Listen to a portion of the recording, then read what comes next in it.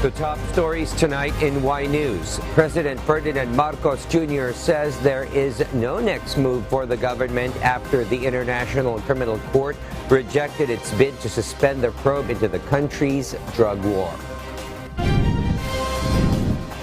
The Philippine National Police confirms that a former cop has played a big role in the killing of Negros Oriental Governor Roel Degamo.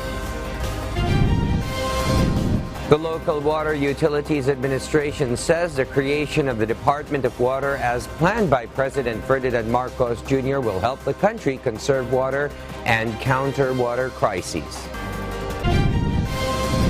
And United States President Joe Biden signs an executive order to restrict the use of commercial spyware technology for the federal government.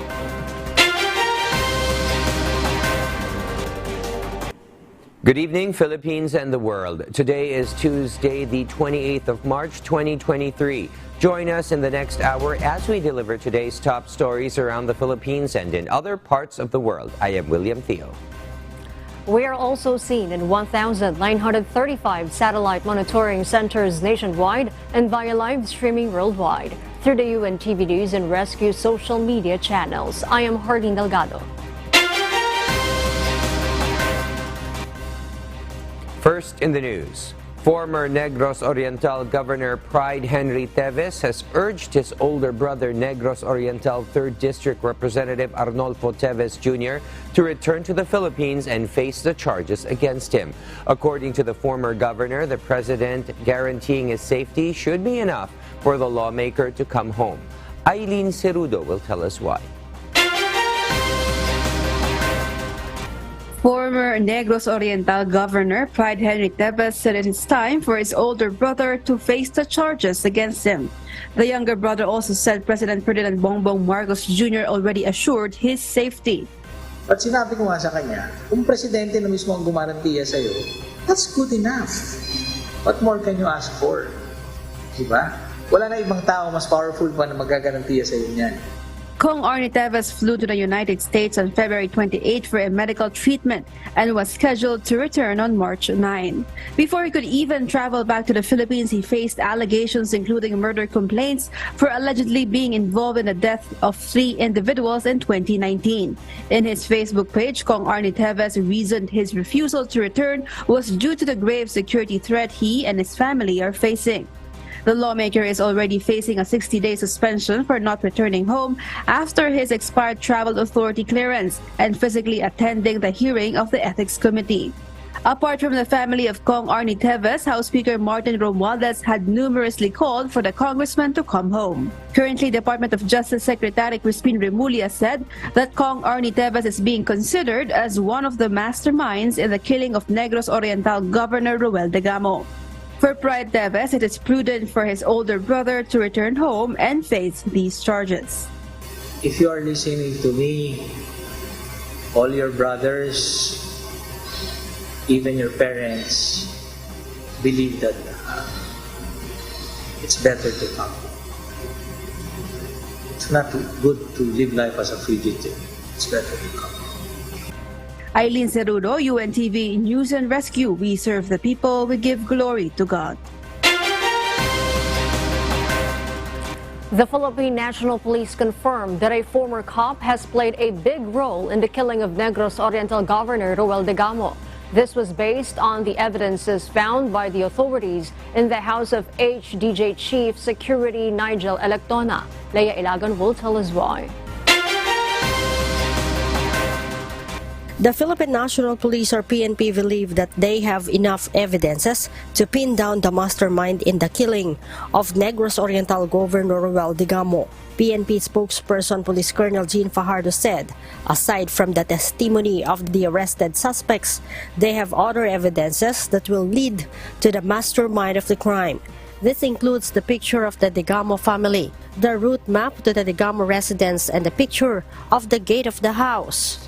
The said pieces of evidence were found in the house of Nigel Electona, the chief security of the HDJ Agriventure Corporation. The HDJ Corporation is owned by ex-Governor Pride Henry Teves. Colonel Fajardo added that Electona had a big role in the Degamo killing.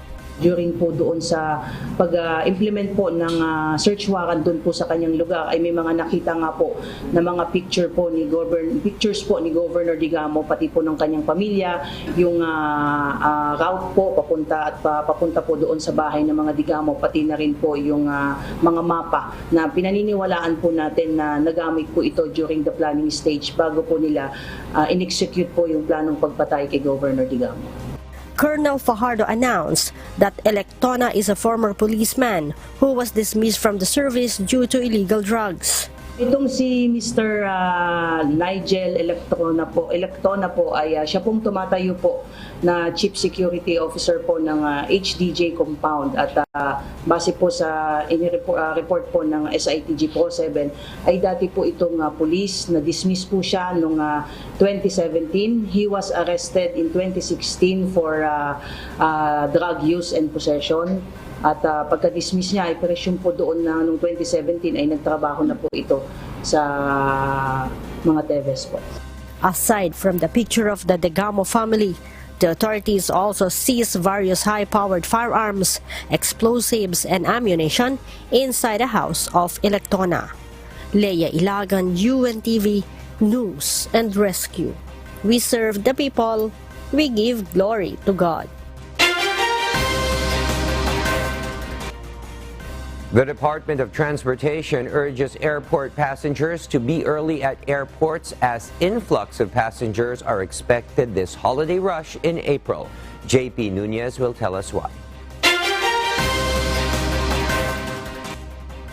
The Department of Transportation or DOTR and the Civil Aviation Authority of the Philippines or CAAP are expecting influx of passengers in all airports in the country. According to CAAP spokesperson Eric Apolonio, they expect more than 2 million passengers in our 42 commercial flights this long holiday on April. Inaasahan po namin lalampas tayo ng 2 million ngayon sa dami kasi ng mga pasaherong gagamit ng mga commercial airports ng CAAP. The number is more than 251,000 passengers in 2021 and 1.7 million passengers last year of the same period. Transportation Secretary Jaime Bautista urges airport passengers to check in for their flights much earlier than what is previously advised by airline companies. Kung dati ay nire-require na 2 oras, siguro dagdagan natin ng maski 30 minutes, no? Para sigurado tayo na maka-check-in tayo ng maayos, makapasok sa loob ng airport. Secretary Bautista assures the public, especially those who will take their vacation, that they will ensure safety and convenience among public transportations as part of the Oplan Biyaheng Ayos this 2023. Pag-iibayuhin namin na sana ay maging convenient, accessible, safe and affordable yung travel experience ng ating mga pasahero ngayong Semana Santa. Tomorrow, transportation agencies are expected to make an inspection at the Parañaque Integrated Terminal Exchange or PITX. They will ensure that the terminal is ready for the influx of passengers next week. JP Nunez, UNTV, News and Rescue. We serve the people, we give glory to God. A lawmaker believes the proposed merging of Land Bank and Development Bank of the Philippines or DBP will create a super monopoly. Senate Committee on Ways and Means Chairperson Sherwin Gatchalian says he has serious concerns on the merger as this could be detrimental to local government units. Gatchalian also worries that it will marginalize the Filipino farmers. Yung merger na yan will create a super monopoly. At lahat ng LGU ngayon, isa nila pag-usap. So kung masama ang servisyo ng super monopoly, wala silang choice. Mataas ang interest rate sa kanilang loans, wala silang choice. So it's bad for our local government. In our hearing sa Maharlika, hindi nabibigay yung loan proceeds sa mga farmers, napakababa, no? At yung kanilang mandate to help our farmers, hindi nila nagagawa. More so kung kinonbine yan. Mas maganda may specialized bank looking after the interests of our agriculture sector. The Department of Budget and Management, or DBM, has allocated a total of 1.727 billion peso fund for the modernization in Bureau of Fire Protection, or BFP. The agency said the fund is for the improvement of facilities, fire trucks, firefighting, personal protective equipment, and emergency and rescue equipment. The budget was approved under the 2023 General Appropriations Act, or GAA. Budget Secretary Amena Pangandaman said this is to highlight the celebration of Fire Protection Month and its significance to avoid disasters and emergencies. The creation of Department of Water, as planned by President Ferdinand Marcos Jr., will help the country conserve water and counter water crisis, the Local Water Utilities Administration, LWUA, said. Bernadette Dinoy will tell us why. The Local Water Utilities Administration, or LUWA, admits that the country is now facing a water crisis. LUWA Administrator Attorney Vicente Homer Rebel said this is because of the El Nino-driven crisis and the lack of rain during dry season. Masasabi natin na ngayon pa lang itong buwan na ito ay nakikita na natin na nararamdaman na natin ang pangangailangan ng ating tubig, lalo na sa ating epekto ito sa ating kalusugan, sa ating ekonomiya at sa ating agrikultura. He added that the agency is now coordinating with other stakeholders to avoid further problems amid the lack of water supply. Attorney Vicente also said that the initiative of President Ferdinand Marcos Jr. to create the Department of Water will help to align the efforts of different water-related agencies. Mitigation and conservation of water will also help the public from water crises. Tayo ay magkaroon ng guidance through that Department of Water kung paano natin iayusin pa yung ating management sa ating water and sanitation para matugunan natin ang mga issue hindi lamang sa environment, kundi para rin sa ating kalusugan, sa ating ekonomiya at sa ating agrikultura. Meanwhile, rate increase in provinces will be monitored by the LUWA to sustain enough water supply. There are now 532 water districts in over 900 local government units in the full country.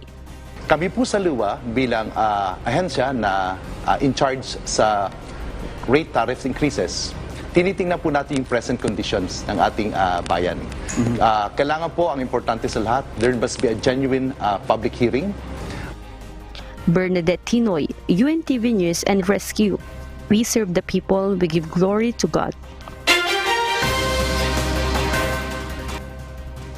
A lawmaker plans to file a proposed measure seeking to repeal the law that sets the tax regime on Philippine offshore gaming operators as part of his call to the government to ban POGOs in the country. Harleen Delgado will tell us why. Senator Sherwin Gatchalian, who chairs the Senate Committee on Ways and Means, is set to file a bill seeking to scrap the law taxing the Philippine offshore gaming operators, or POGOs, in the country.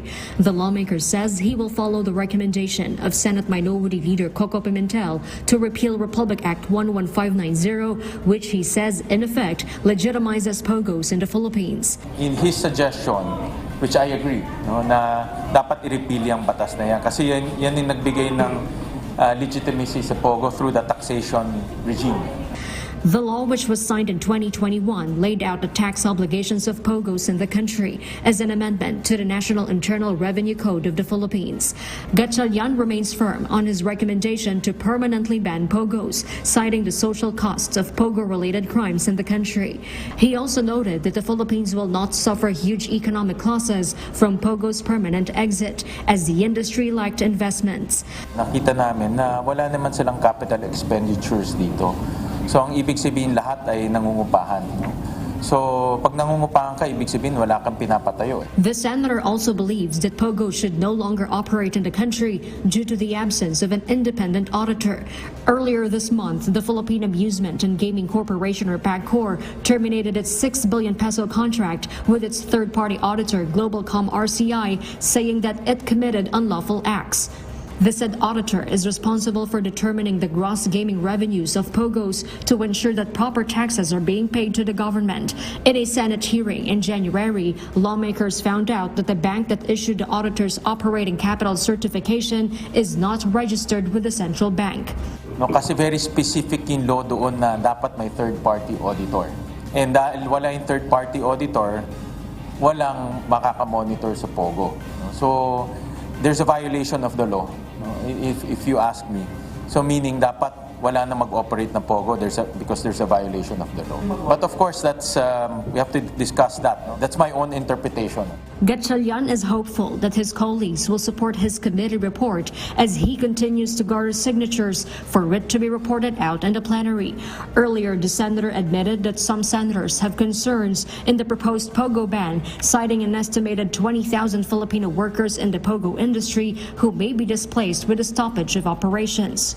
In response, Gatchalian renewed his call for the Department of Labor and Employment to prioritize the transition period and support to POGO workers should the ban take place. Jorlin Delgado, UNTV News and Rescue. We serve the people. We give glory to God. And for our news abroad, in the United States, the latest outburst of gun violence leaves the country in shock. The heartbreaking shooting has left 7 people dead, including the suspect. Nerissa Dando details why live. Yes, Nerissa? Good evening, Kath. 3 students and 3 adults from a private covenant school in Nashville, Tennessee were confirmed dead after a fatal mass shooting Monday morning, March 27.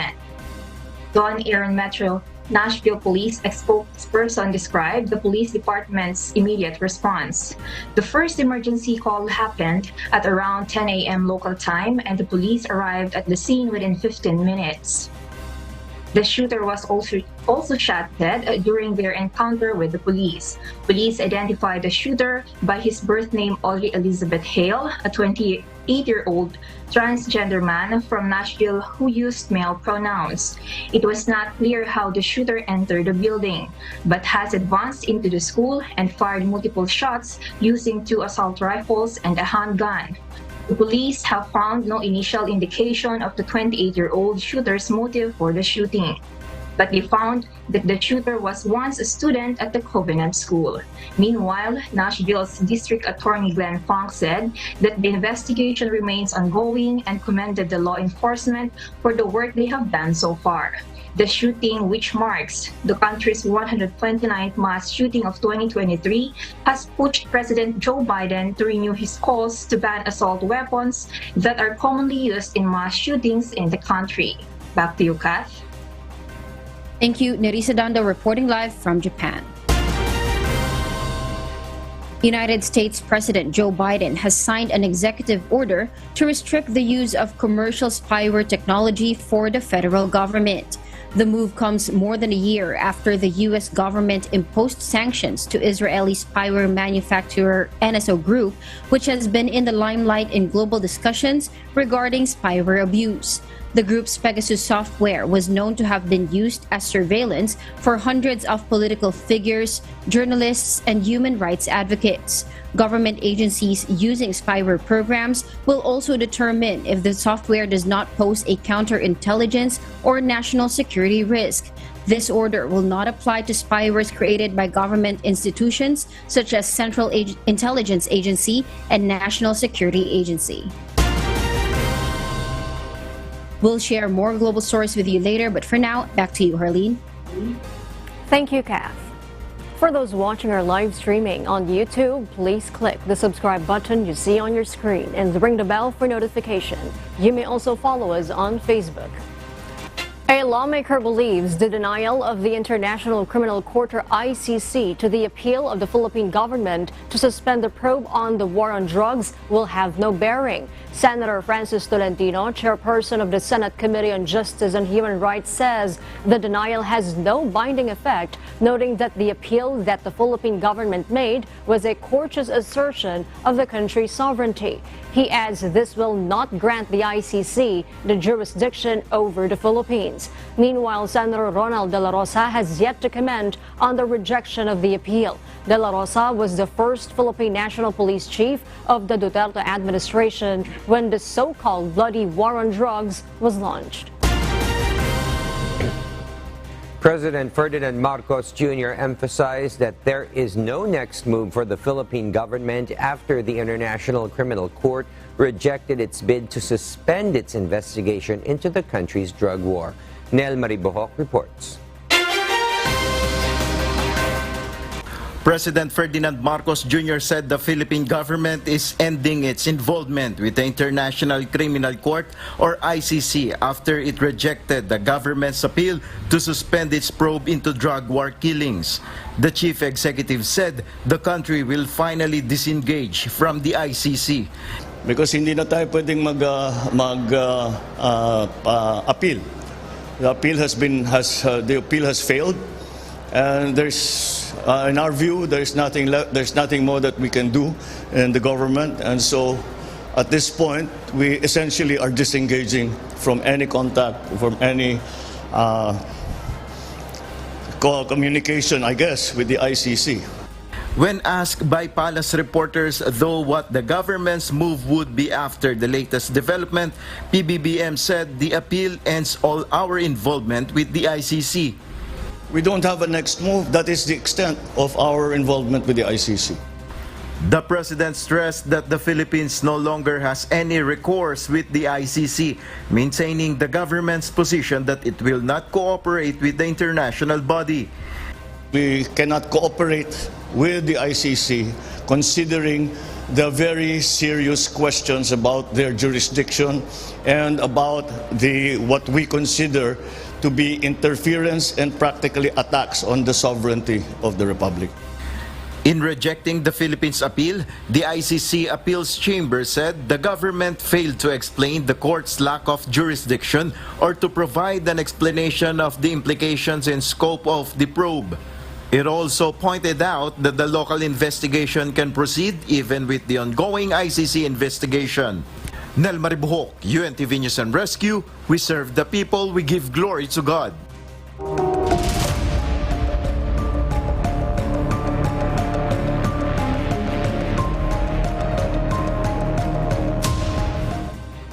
The Philippine Space Agency monitors the flow of oil slick from the submerged MT Princess Empress.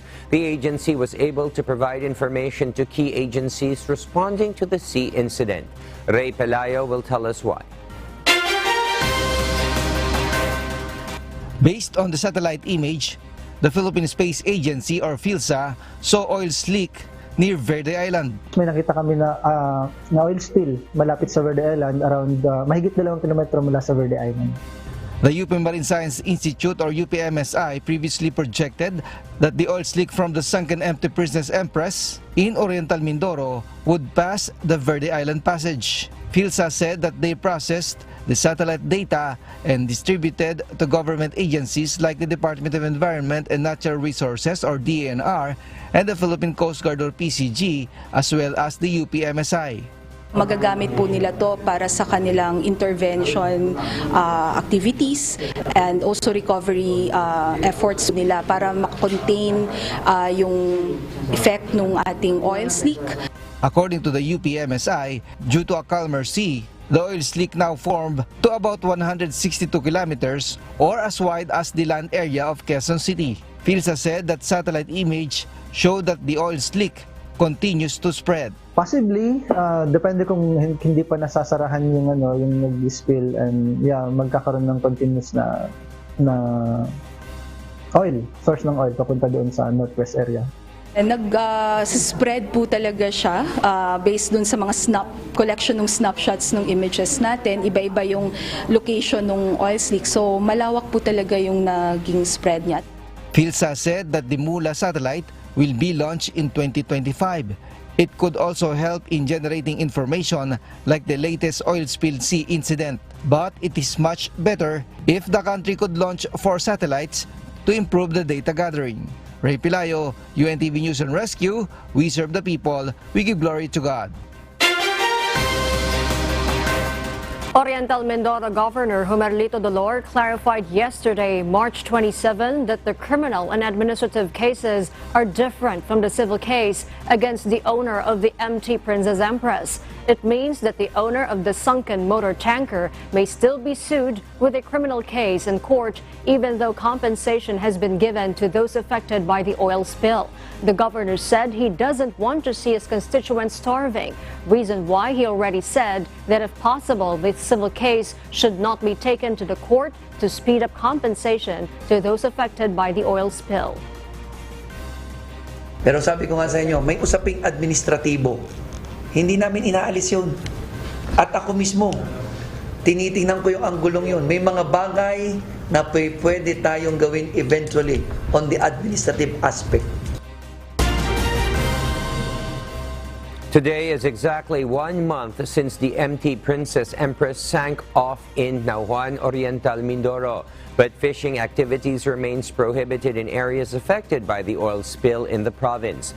Fisher folk would have caught a lot of fish during this season because of the abundance of fish and the sea was calm. Most of them are buying new fishing nets and some are repairing their fishing boats.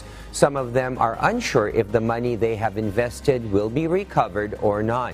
They urge the insurance campaign of the sunken MT Princess Empress to make it easy for them to claim their compensation.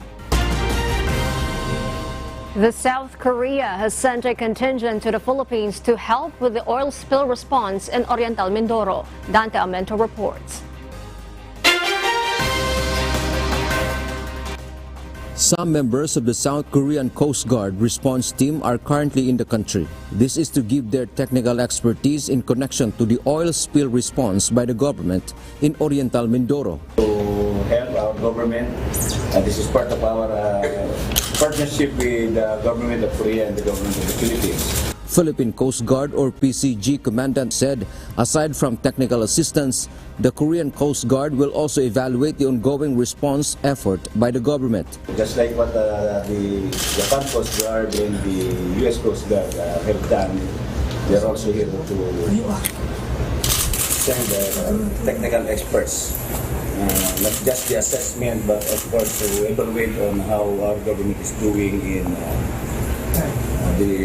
our response in this oil spill. A briefing was conducted to them this morning by the Philippine Coast Guard or PCG about the oil spill situation. The PCG disclosed of the 8 oil tanks of the sunken MT Princess Empress, 4 are already empty. Over 300,000 liters are still left, which the authorities want to salvage or recover. Yung mga tangke dun sa dulo, kasi dun sa ikot sa amin, halos wala nang naman yung 4. And yung 4 sa harapan, yun na lang meron. Tapos yung tank number 4, parang bukas siya. Dante Amento, UNTV, News and Rescue. We serve the people. We give glory to God.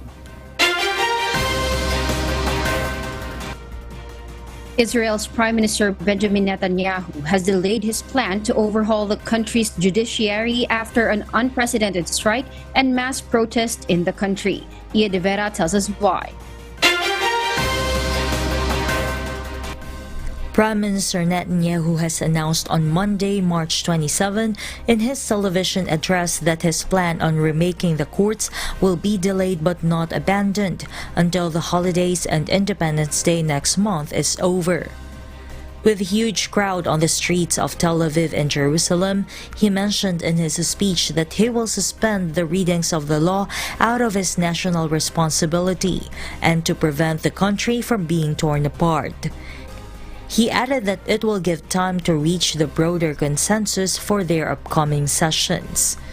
Prime Minister Netanyahu's plan on appointing judges for the court while giving Parliament the power to overreach Supreme Court's rulings has made a nationwide crisis in Israel, with workers showing their frustrations by going on strikes and protest. For the past few months, critics of the government has been demonstrating on streets of Tel Aviv, Jerusalem, and other cities, and some are saying that they will not stop protesting until the planned reform is completely discarded. Meanwhile, Prime Minister Netanyahu is currently under a corruption trial, which he was charged in 3 cases and might be in prison once proven guilty.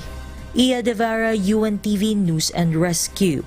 We serve the people, we give glory to God. And those are the reasons behind the news in other parts of the globe. I'm Kat Dumaraos, live from Bangkok, Thailand. Good evening.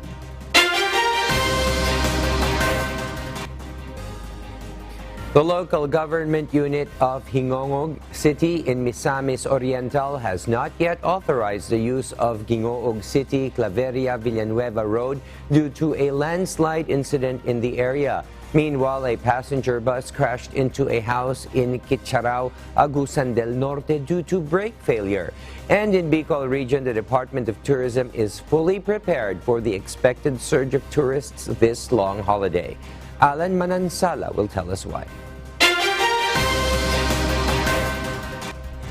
Even though the clearing operations of the City Disaster Risk Reduction and Management Office or CDRRMO is already finished in the landslide area of the Hingoog City Claveria Villanueva Road 2 days ago, the Misamis Oriental Local Government Unit is not yet giving a go signal to use the road for any type of vehicle. According to the Operation Department of the CDRRMO, passing through the road is still extremely dangerous because of the presence of falling debris in the road area.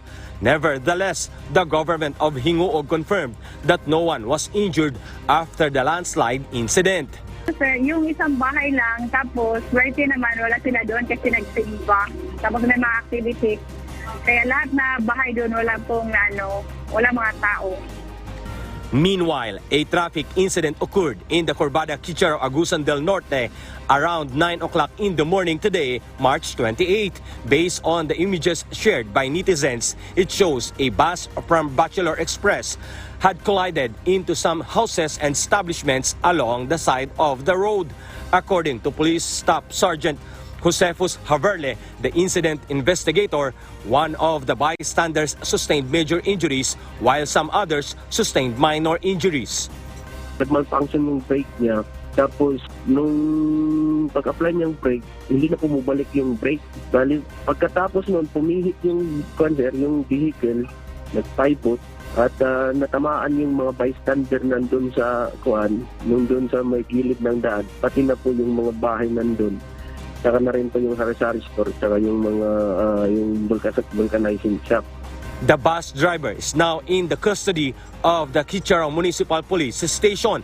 The 14 bus passengers have decided that they will no longer pursue legal action against the bus driver. In Bicol region, the Department of Tourism or DOT ensured that all tourist destinations and establishments are fully prepared to receive both local and foreign tourists this long holiday.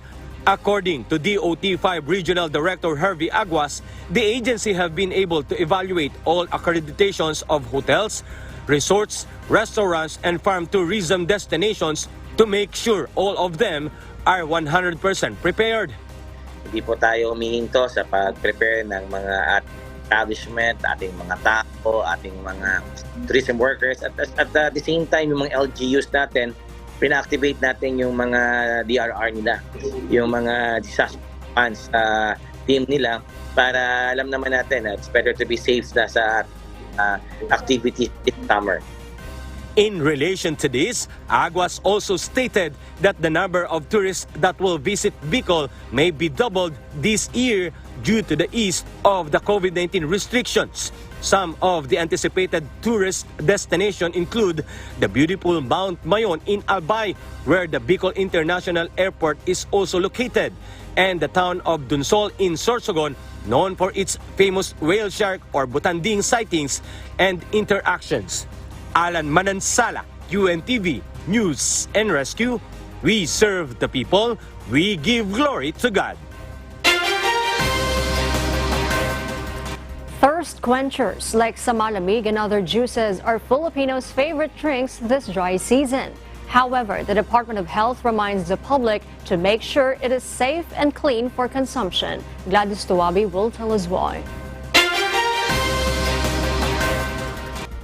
Samalamig like fruit juices, gulaman, and other juices are Filipinos' favorite thirst quenchers during this dry season, as it is affordable and accessible to the public. It can easily be found in public spaces like markets and on the streets. However, the Department of Health reminds the public to be extra careful when buying and drinking such juices to avoid getting health conditions. Ang pangunahin na kailangan natin kapag tayo ay nasa tindi ng init ng araw ay tubig. Yun pong iniinom natin ng mga samalamig, may mga asukal, hindi po yan puro na tubig na nakukuha ng ating katawan. Pinakamainam pa rin po tubig o malamig na tubig ang inumin natin kapag tayo nakakaramdam ng init ng araw. DOH urges the public to always bring water when going out. The department also reminds the malamig vendors to make sure their drinks are safe and clean. Kailangan ugaliin na inuugasan at siguraduhin na malinis ang pinanggagalingan. Para sa ating mga local government units, sana po mamonitor po ng ating mga sanitation officers. Ito pong mga nagbebenta sa ngayon, dito po na sa ating bayan o sa ating bansa, nito mga sa malamig natin sa mga bawat kanto or mga palengke or public spaces para masiguro po nating malinis ang iniinom ng ating mga kababayan, maiwasan po natin ang mga gastrointestinal problems dito sa ating bansa. This dry season, stay hydrated, wear light clothing, and bring hat or umbrella for protection. Also, avoid getting exposed to direct sunlight from 10 a.m. to 3 p.m. Gladys Tuwabi, UNTV News and Rescue. We serve the people, we give glory to God.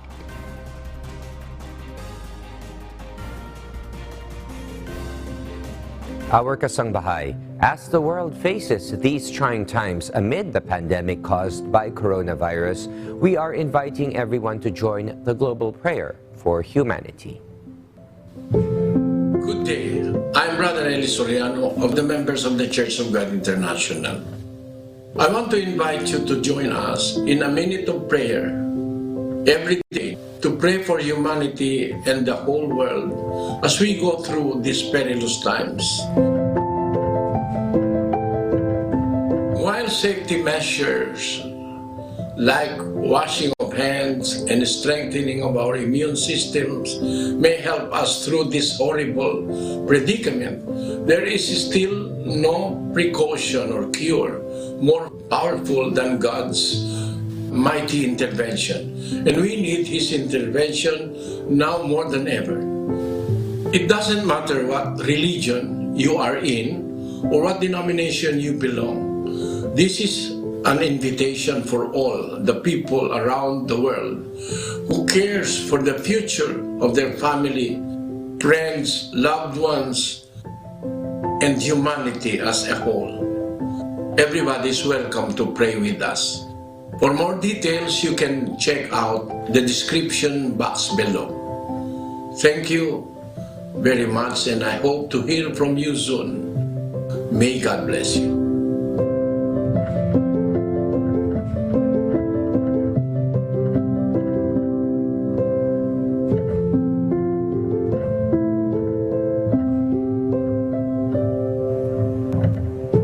And before we close, we will leave you with a word, giving glory to God. From the book of John, chapter 15, verse 5, it says, I am the vine, ye are the branches. He that abideth in me, and I in him, the same bringeth forth much fruit. For without me, ye can do nothing.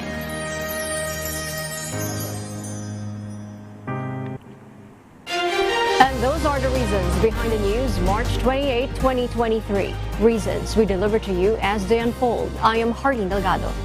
And because we need to know, we will always ask why. I am William Theo. We serve the people. We give glory to God.